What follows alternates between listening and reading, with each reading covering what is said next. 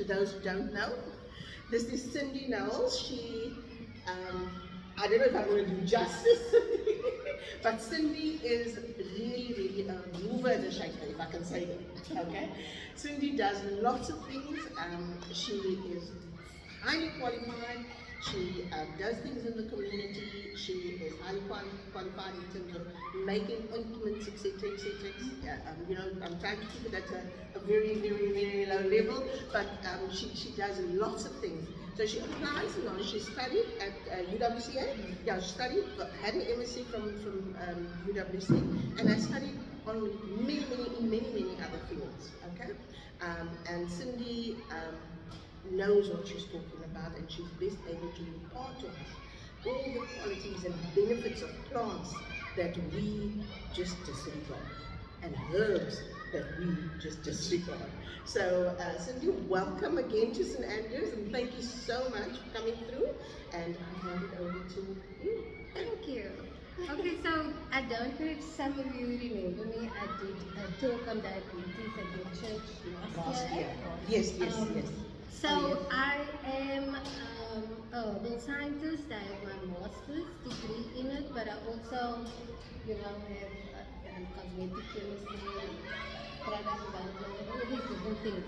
And so, but my passion I found is skills development. So educating people, teaching people the basics, teaching people things that everyone takes for granted.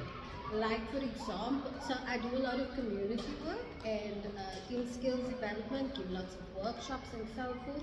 I have an NPC and we collaborate and do lots of work for marginalized communities especially. So that is disabled, gender-based violence, women, youth unemployment, all of those types of things. And the main concept that we work around is called the circular green economy, which basically is trying to teach people skills that they can then translate into a business. And most people think, oh, I don't have money and I don't have funds, but this concept actually teaches you how to just identify what is around you and use that to start a business. For example, we do foraging, and that basically is when you just look around you and you see all these weeds. Those weeds can start a business for you because those weeds have a lot of medicinal properties, a lot of culinary properties, so you can actually make exotic foods from it. And so you just have to look around you. You don't need to say, oh, I have nothing to eat, because there is stuff around us that we don't realize we can actually eat that is more nutritious than some of the foods we find in the shop. So it's about bringing those basic skills and learning how to be sustainable in essence, so that you can also start something for yourself. And then also there's lots of medicinal properties, so you can, if food is not your thing, you can make medicines, tinctures, balms, stuff like that. The opportunities are endless because knowledge is power. So that is what we strive to do, is equip people with knowledge that is right around us, that you don't realize, and it's a real gem. So today I'm filling in for Natasha, and we have a good relationship with this journey that we started on, and she asked me to speak about coriander and some basil, but I thought I also want to bring some of my survival skills into it, because these are tricks and tips that you can use at home when you think, oh, I don't have this and I need to buy this at the hardware store and whatever in order to grow my garden, and it's not necessary. So I just want to show you a few things. The one thing I'm going to show you is how to make a pressure tap. I don't know if you can all see. So this is a concept of a pressure tap, basically. I made that a little too big because I was in a rush, sorry. So what it does is, you make a hole in the side, in the middle of the plastic bottle, and you make a hole on top, and you put straws in. So this works on pressure. So when you fill the water, the space that is left creates a vacuum, and that keeps the water in place. So when you have a straw, and you lift it up, all the water's out, sorry, because it ran out,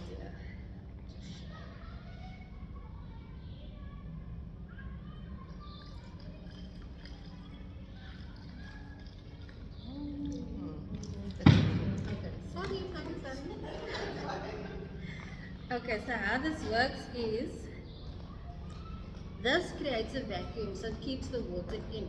So when you want water to come out, because this is a tap on the go that you can take, especially if you're working in the garden, if you don't have running water, you need to wash your hands, even in the kitchen or on camping or whatever, you can use this.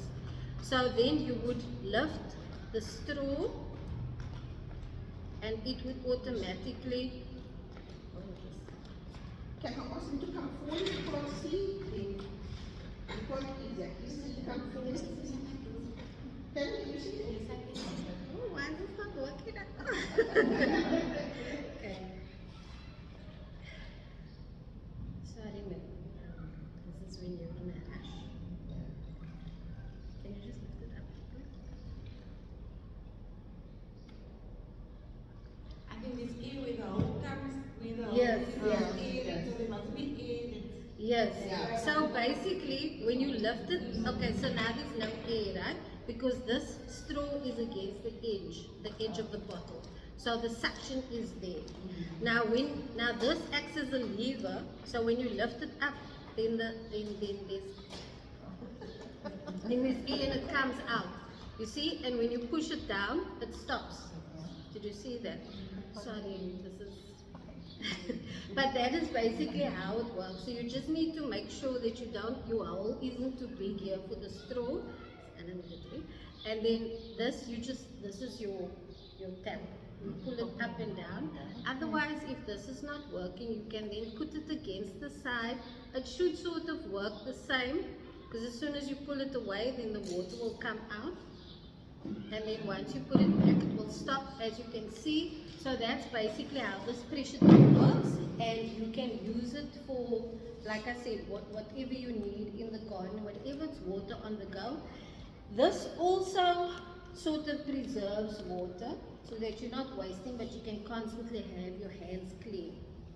Right, that is the one thing. So the bigger the bottle, so the bigger the straw, so you can actually Yes. type as well. Well, actually, the straw doesn't matter. The two straws must touch, because that creates the vacuum.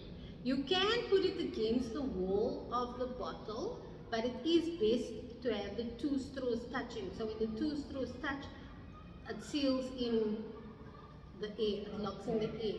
And then when you lift the straw up, the pressure decreases and then the water is pushed out, you see. So that's how this works. It's difficult to get straws these days. This is a paper straw, so it's also why it's not working so lekker. Because I made because I made this hole too low, and so again in a rush. So this straw didn't reach this straw, so it wouldn't have worked. But the essence is that these two straws must touch, and that locks in the air, and then as soon as you lift it, it then opens it up for the water to then come out, and then you push it down again when you want the water to stop. That is how that works. Can I just say that's also a good water saving Yes, mechanism. yes. So if you want to wash your hands, working in the garden, you want to wash your hands, just use that and it saves you water, Absolutely, absolutely. Now, the next thing I want to show you is called a self-watering SIP. SIP. It means sub-irrigation planter. So a sub-irrigation planter is used for when there's not a lot of water, when you are going to be away from home for a long time, when you don't have space to plant like in a garden, and you need to plant in these things. So this sort of helps you with water conservation, water saving. It reduces evaporation of the water as well. And when there's water scarcity, this is a really great tool to continue to help your plants. It also in the long term saves water, because the plant will only take how much it needs. So because there's constantly water there, if it needs a lot, it will take a lot. But if it needs a little, and because there's constantly water there, it's not going to be taking a lot. So you'll be using less water in the long run. So it's also water saving in that way as well. And if you are a very busy person like me, and on the go all the time, you know, you just water this thing once and then it waters itself for the rest of the week. So basically, what you do is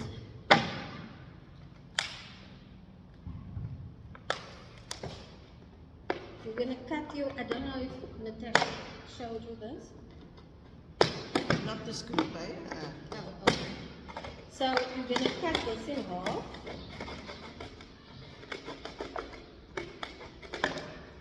Like that. And then you are going to make holes.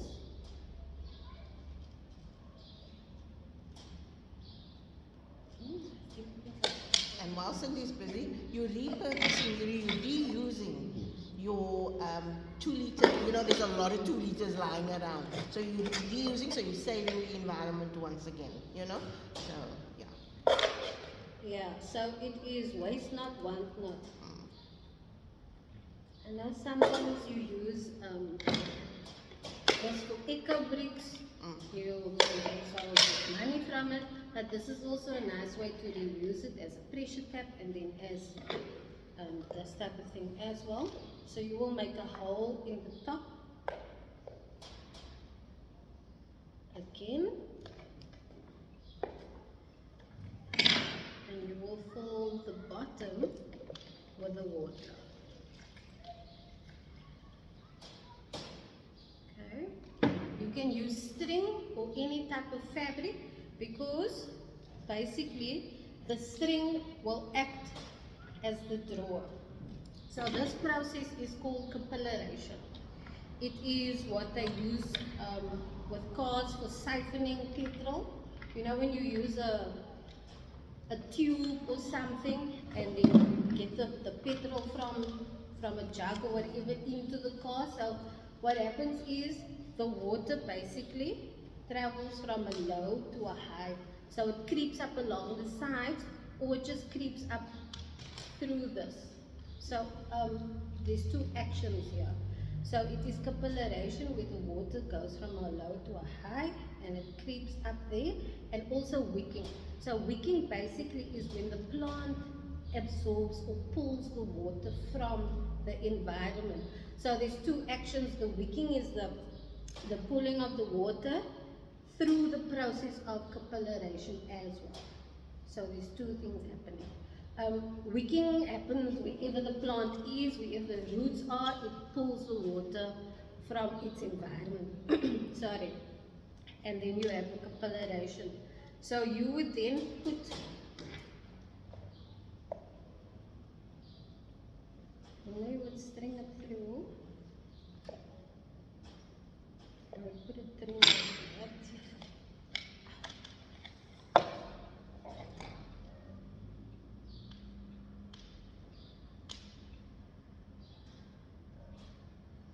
So you can also use thick fabric, like strips of fabric, any material type of thing that would absorb the water.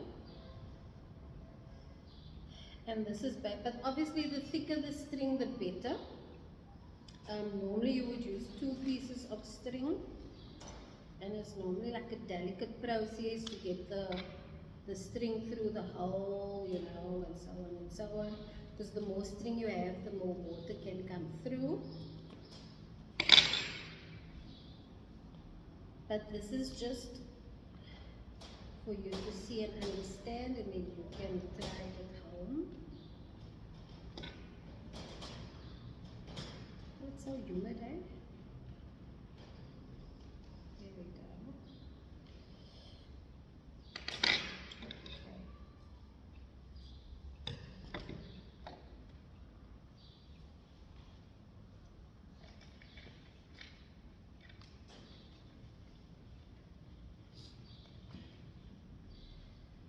So that you would put in like that. And then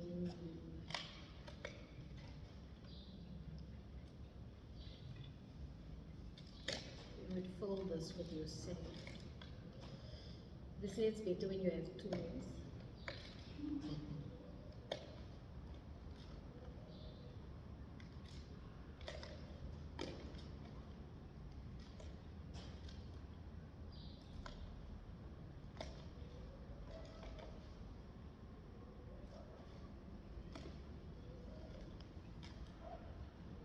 So your sand would be your potting soil or your normal sand 50% and then your compost 50%.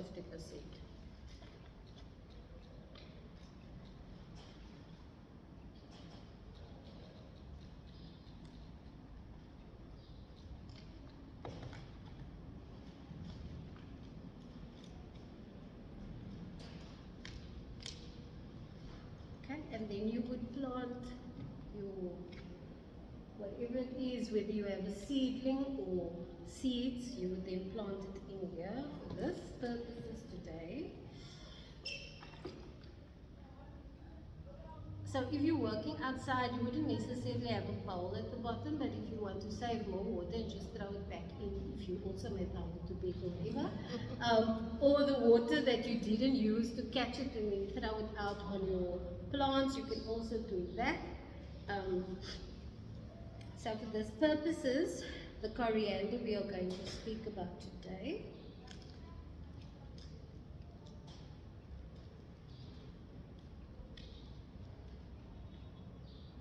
I'm just going to put two in. Coriander is a fussy thing to grow, and I'll explain why now. But yeah.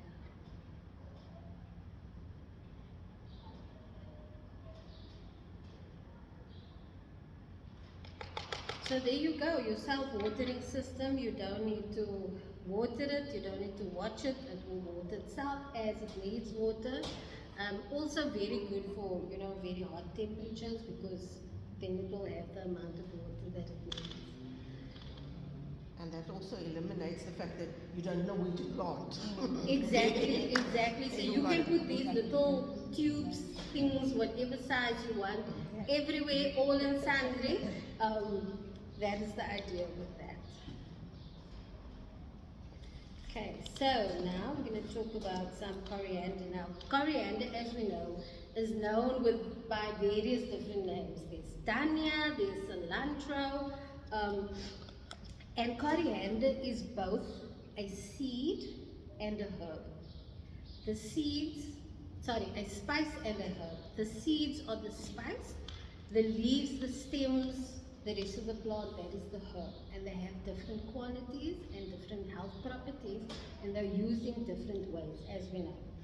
Now, when you are planting coriander, it needs a lot of shade. Don't put it in sunny areas, because then it's just not going to grow. And it's going to bolt. So bolting is premature expiration, basically. So it matures too fast and it's not ready yet. So normally bolting happens after the plant's life cycle, when it's ready to now make more seeds and you then collect the seeds and so forth. That is the bolting process. But heat induces or brings on bolting with coriander. So always try and keep it in a shady place. It's best to then rather grow it in the kitchen in this method. Because it will get light, but it won't get direct sunlight. So that normally works well. Now, if you are planting it outside, the soil must be very moist. And you must plant it about 30 centimeters apart, because they grow into shrubs. So they need lots of space. Now, when you don't plant it, when you plant it on top of each other, that's what causes stuff like powdery mildew and fungal infections and things like that. It's because they're on top of each other, so they get claustrophobic, and then those things happen. So plant them at least 30 centimeters apart, each seed. The problem with coriander seeds are that they have this hard outer shell. And so they often say it is best to crush it with a stone or something before. You'll see it will open a little, because that's like, when you're cooking, you normally also do that to get more of the flavor out. So when you crush it, it then allows that outer shell to not hamper the growth of the plant. So you would more likely have a good yield or growth when you crush it versus when you don't. So like I said, coriander is very tricky because of all those reasons, but also because of the shell. because 90% of the seeds don't sprout, unfortunately. But you obviously have to monitor it as well. So crushing is very important. It takes about 50 days, plus minus 50 days to grow to maturity. You can start picking. Now with coriander, you need to pick regularly as possible, because that allows or induces more growth. So the more you pick, the more it will grow. So it's very good to pick as often as possible, but pick conservatively, in that you pick here and you pick there and you pick there, so that you can have consistent holistic growth. Whereas if you're going to pick a whole bunch on the side, you know, it's going to sort of have a negative effect on the growth of the plant. So pick conservatively all over the show, so that you can ensure proper growth. And you don't need fertilizer with coriander. If you want to use fertilizer, use it like once every 3 weeks or something like that. But basically, it just needs your 50% mixture when you start. And try and keep it, like if you're going to be planting it outside, make sure there's a shade net as well to protect it from the sun, because it's very finicky. Also, when you are harvesting the plant, you need to do it before it starts flowering, because that is when it's at its most potent. So the medicinal value, the culinary value, the nutritional value is at its most potent before it flowers. So before the 50 days, when it's big and beautiful, that is when you need to start harvesting. Don't wait until it starts flowering, because when it starts flowering, that is an indication that bolting is going to happen soon, which means that the seeds will start happening. And so when the bolting happens and the seeds start forming, when you harvest the seeds, you need to wear gloves, because when you take yours, you'll see some of them have like these prickly edges. So it has hard prickly edges that could hurt you. So you need to be very careful when you are harvesting the coriander seeds. So preferably wear gloves when you are doing that. Now storage, you can, if you're not going to use it immediately, you can just wrap it up in some tissue paper. What do you Roll it out. Roller towel, there we go. Some roller towel and put it in an airtight container. It will then last a week in your fridge. But if you want to store it for much longer, then you wrap it up in a roller towel, airtight container, and you store it in a cool, dark place. Then it can last up to 6 months. If you have it in a cool, dark place.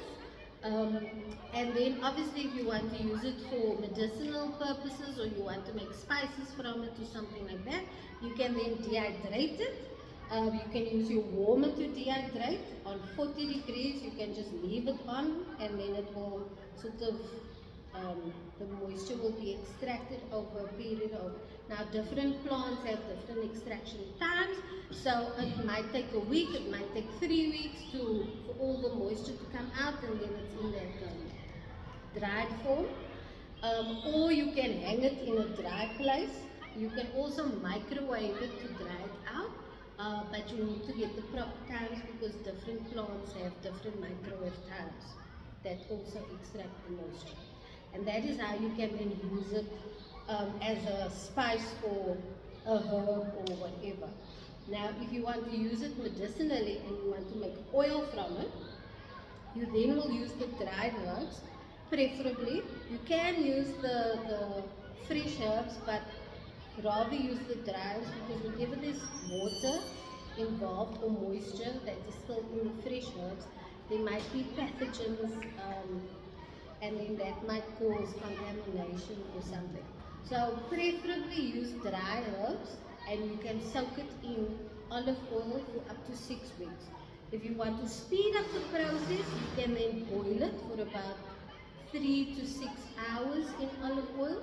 You know, you put it in a jar, the herbs with the olive oil, and you boil it in hot water for 3 to 6 hours. That will then speed up the process of creating the actual coriander oil, and this you can do with any other herb. If you want to make lavender oil or whatever kind of oil, that is the process that you can do. You like, and your oil, your carrier oil that you normally use would be your olive oil. You don't use seed oils, no canola, no fish oil, none of that. It must be a pure oil, so either coconut oil or olive oil. You can also use avocado oil or grapeseed oil, but preferably olive oil. That is the best way to make oils from your oils. And sorry, and the castor oil? You can use castor oil, but castor oil is, it depends on the person. It's very thick, extremely thick. So when you're using it for application purposes, it makes it a bit difficult to work with. But you can use castor oil, so it depends on what you actually want to use it for. So now, the pests that you will find when you are growing coriander are your slugs and your snails, as you know. And the best thing for that is if you crush your eggshells and you put it around the base. And also beer. Beer is one of the best ways to draw, because the yeast in the beer draws the snails and the slugs. And it's almost like this is your ground, and you make a little hole and you put your cap in there, or your mug or whatever, and the beer in there, and they will be drawn, and then they fall into the beer and then they drown. So that is the best way. You can also go and pick them individually, but that is tedious and you only best at night. But it is up to you, whatever works for you. But beer is a very good way to do that, because sometimes these snails and slugs. Snails have a way of pulling out the beer. From what? From the bread. They'll be drunk. Yes. Yeah, so they'll be drunk and they'll drown. Beer, yes. Have you tried the beer? Okay, I tried it once and it worked amazingly. Yes, so beer is the best. The eggshells also work, but you find that the insects of today have evolved. So, like the things that used to work no longer work. Sometimes the pesticide that you make from your onions and your garlic and your cayenne pepper doesn't work anymore, because these things have become GMOs basically. So they don't work so lekker anymore. So you have to find new ways all the And time. tell me the salt. Today the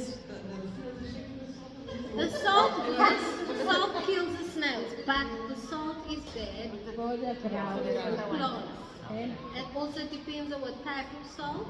If you're using Epsom salts, it won't necessarily kill the because it's the high sodium content in the salt. So if you want to kill the snails, you would use table salt, because it only has 2 ingredients in there, which is your sodium and your potassium, and together they are very toxic. That's why people have high blood pressure from table salt.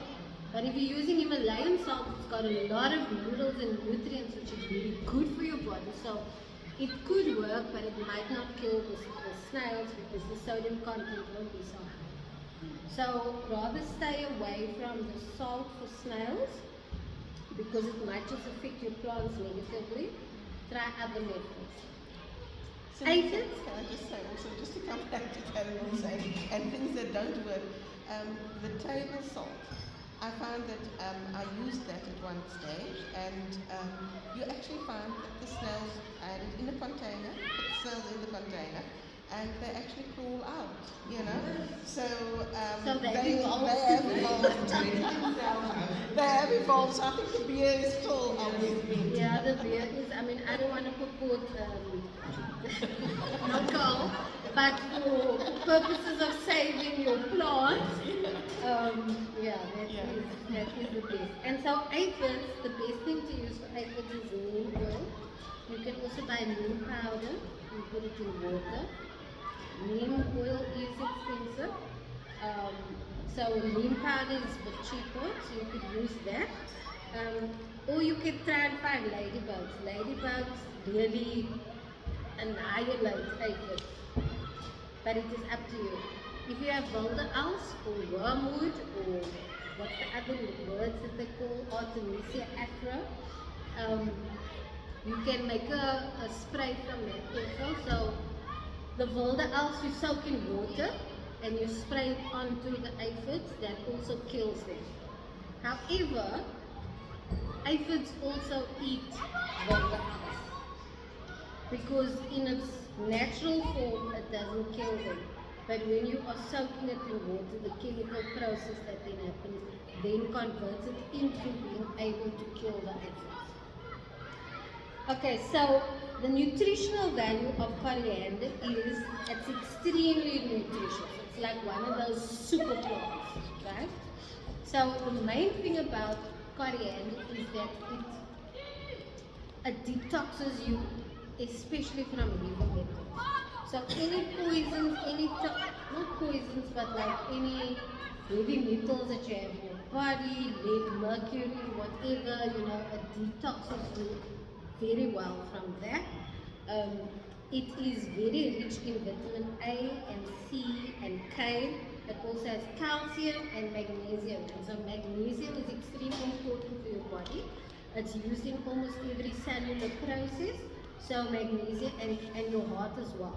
Your heart functions on magnesium and calcium in the relaxing and the contracting. So magnesium plays a very important part in your diet.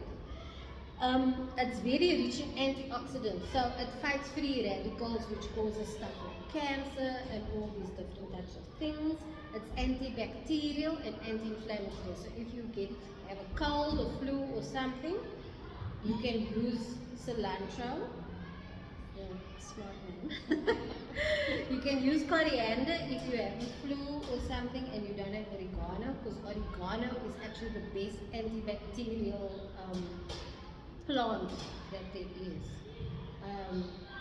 I had a toxic spider bite. These are the wounds of it. And all I used was my chest closed and I had heart palpitations and I was really struggling to breathe and like my arm, I couldn't use my arm for 2 days. It was extremely painful. Now normally when you have toxic spider bite, you're supposed to go to the hospital and so on. But because I'm in the whole herbal natural remedy sphere, I wanted to try out and see if the natural remedies work because you are the best testing it. And so I tried it. I doused it, I bathed it in a combination of activated charcoal and oregano. So charcoal basically is, it absorbs all toxins. That's why they give it to you if you have alcohol poison or you have a snake bite or something. It absorbs the toxins. And so it also absorbs pain and so on. So I bought it in that, and the oregano was my antibiotic. And I also drank the oregano tea. I just steeped it in tea with a little bit of honey, and that's what I drank 3 times a day. And within 5 days, it healed. So it really does work. But this is also an antibacterial, which means you can use it as an antibiotic and anti-inflammatory if you have arthritis or those types of things, any inflammation in the body. You can also use cilantro. It also helps lower your sugar levels in your body. It also impacts or sort of boosts your pancreatic activity. And your pancreas is where your insulin is made, and your glucagon, so your insulin is your sugar spike and your glucagon is what brings down your sugar spike. So if your pancreas is working well, that then moderates your levels of your insulin and your glucagon and so forth. So it really helps with your diabetic situation. It also helps with heart health because of the magnesium in it. So I was now said, your heart when it contracts and relaxes, that is magnesium and calcium that helps it do that. And so magnesium is very important in every function of your body. Also at a cellular level, it needs different types of magnesium to function properly. So the more magnesium you have, the better your cellular processes will work, the healthier you will be. It's very important. Okay, so now basil. Basil also has quite a few names, but the most common names are basil and tulsi, or tulsi, however people pronounce it. Holy basil, tulsi, it's an amazing plant as well. But this one needs lots of light. So it needs at least 6 hours of sunlight a day in order to grow. So put it in a very sunny area in your garden. It needs to be moist all the time. Also, so something like this could also work to grow the basil. And you need to, the sunlight, when it doesn't get enough sunlight, it takes the potency away from the herb itself. So it won't work as well. It won't be as potent as a herb or your food and so on. You need to fertilize. It likes fertilizer, so as often as possible would be good. But you also need to gauge, You need to plant them 35 centimeters apart, so also it needs space, but not as much space as coriander because they grow upwards and slightly out, whereas coriander now forms a little bush. The pests that affect it is also aphids, and for that, again, you would use neem oil and Artemisia afra, which is your wildwood and wildebeest and whatever other names people call it. And then mildew and fungus spots also plague basil. So also you must space it because when it's on top of each other, that's when the fungi and the mildew happens because they get claustrophobic and when they touch each other and problems. To preserve it, you do it exactly the same way as you do coriander. You put roller towel on, you seal it in a tightly sealed, no air container into the fridge, will last a week. What you can also do is you can then you can mix some olive oil, or you can put the leaves into ice cube trays and then throw some olive oil over it and freeze it. That's also another way to preserve all your herbs. And then also you can dehydrate it, you can hang it up in a dark space, and if you want it to last for 6 months, you can then put it in an airtight container in cool dark space. And also away from where there'll be, animals and stuff like that. And then the health impacts are that it's a very strong antioxidant, so it helps with free radical fighting and whatever other illnesses you might have. It also is a very strong anti-inflammatory, so it helps with your arthritis and so on. It lowers the risk of chronic ailments, so all kinds of chronic ailments, whether it's heart problems, diabetes, arthritis, all those types of things. It lowers the incidence of that. And it is extremely good for your heart health as well. So that is basically me for today. Do you have any questions?